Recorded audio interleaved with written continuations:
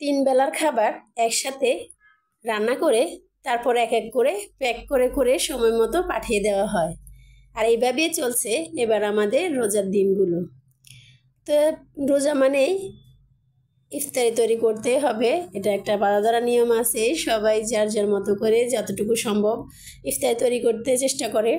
তো আমাদের ইফতারি তৈরির সাথে সাথে আবার সন্ধ্যার জন্য খাবার রান্না করতে হয়, তার সাথে সাথে আবার সেহরির খাবারটাও রান্না করে নিতে হয়। তো এখানে আমি আজকে রান্না করব শিং মাছ আর সামান্য আলু দিয়ে একটু হালকা ঝোল রান্না করব।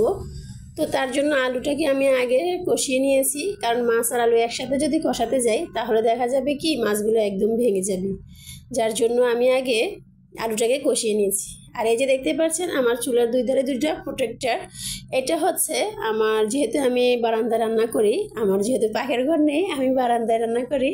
তো এখানে আমি এই দুটো বাতাস আসে, এদিক থেকে ওদিক থেকে দুদিক থেকে বাতাস আসে, তো আমি যার কারণে আমি এই দুটো দিয়ে রাখি যাতে করে আমার রান্না অসুবিধা না হয়।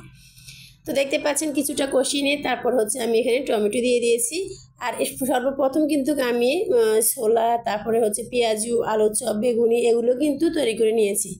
যেহেতু আমাদেরকে 5টার মধ্যে ইফতারিটা পাঠিয়ে দিতে হয়, যার কারণে আমাদের হচ্ছে ইফতারিটা আগে তৈরি করে নিতে হয়।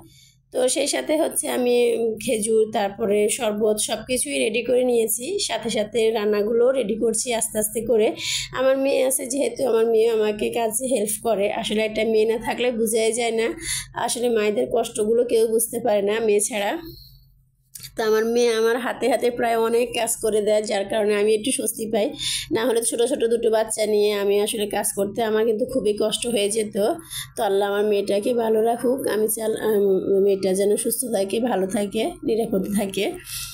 তো মাছের তরকারিটা রান্না শেষ করে ফেলেছি, এবার হচ্ছে আমি ভুড়ি রান্না করব। তো এখানে ভুড়িটাকে আমি আগে প্রেশার কুকারে হচ্ছে কিছুক্ষণ শীষ দিয়ে নিয়েছি, যার কারণ হচ্ছে কারণ ভুড়ি রান্না করতে কিন্তু অনেকটা সময় লেগে যায়। তো যেহেতু আমার হাতে সময় খুবই কম, তো সেজন্য আমি আগে এটাকে নরম করে নিয়েছি যাতে আমি অল্প একটু কষিয়ে তারপর রান্না করে ফেলতে পারি। তো এখানে আমি সবগুলো উপকরণ একসাথে দিয়ে দিয়েছি, দিয়ে তারপরে হচ্ছে বড়িটা ঢেলে দিয়েছি। সেটা আর আপনাদের সাথে শেয়ার করে নিই, কারণ কম বেশি রান্না করা কিন্তু আমরা সবাই পারি, সব নারীরাই পারে, না পারলেও কিন্তু আস্তে আস্তে রান্না করতে করতে কিন্তু শিখা হয়ে যায়। তো দেখতে পাচ্ছেন বড়িটা আমি কিন্তু কষিয়ে নিচ্ছি। এখন আগে প্রথমে আমি কিন্তু গরম মশলা দিয়ে পেঁয়াজটা ভেজে নিয়েছি। তো এগুলো কিছুটা হওয়ার পরে আমার মেয়ে হচ্ছে ইফতারিতে বললো যে ও ফুচকা খাবে, তো ফুচকা কিছুটা ভেজে দিলাম। আর এখানে আলু টালু দিয়ে একটু ভর্তা করে নিয়েছে, ডাল দিয়ে আলু দিয়ে। আর এখানে আমি হচ্ছে আবার ডিম ভুনা করব, তো তার জন্য ডিমগুলোকে আমি ভেজে নিচ্ছি। তো একটা নামাচ্ছি, একটা আবার বসাচ্ছি, আবার একটা নামাচ্ছি, একটা বসাচ্ছি, আসলে এইভাবে করে কিন্তু কাজগুলো আমাদেরকে শেষ করতে হয়। তো এই যে বুড়ি দেখতে পাচ্ছেন প্রায় হয়ে গিয়েছে। তো অনেকে এইভাবে খায়, কিন্তু আমার হাজব্যান্ড এভাবে খেতে একদমই পছন্দ করে না। উনি একদম ভাজা ভাজা হয়ে গেলে, কালো কালো হয়ে গেলে তারপর খেতে পছন্দ করে।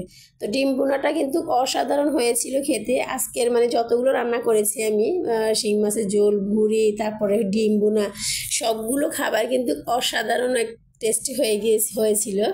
তো আমরা কিন্তু খেতে খেতে বলছিলাম যে আজকে খাবারগুলো কিন্তু খুবই মজা হয়েছে।